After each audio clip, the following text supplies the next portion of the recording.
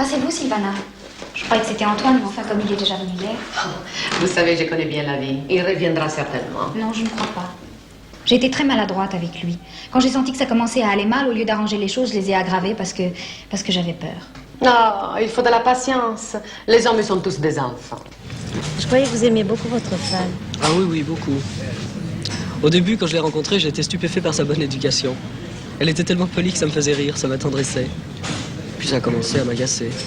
Merci monsieur, merci madame, merci beaucoup d'être venu, merci pour cet excellent repas, merci d'avoir téléphoné. Oh là là. Au début de notre mariage, je l'appelais Peggy Sage. Peggy parce qu'elle a un petit côté anglo-saxon, comme ça, un peu réservé. Et puis Sage parce qu'elle était sage. Très très sage. Vous voyez ce que je veux dire? Quand on s'est connus, j'étais vierge. Oh, j'en tire aucune fierté, au contraire. Mes parents me laissaient très libre, je sortais comme je voulais, mais j'avais peur des garçons, et puis je croyais des choses. Alors vous vous rendez compte, être vierge à 20 ans? Enfin, j'étais un anachronisme vivant, une vraie conne.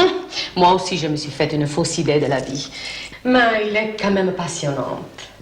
Non, je sais la vérité maintenant. Et je m'aperçois que la vie est dégoûtante. Faudrait que vous la voyiez quand elle fume une cigarette. Elle sait absolument pas fumer. Elle tient sa cigarette comme ça, maladroitement, entre ses doigts.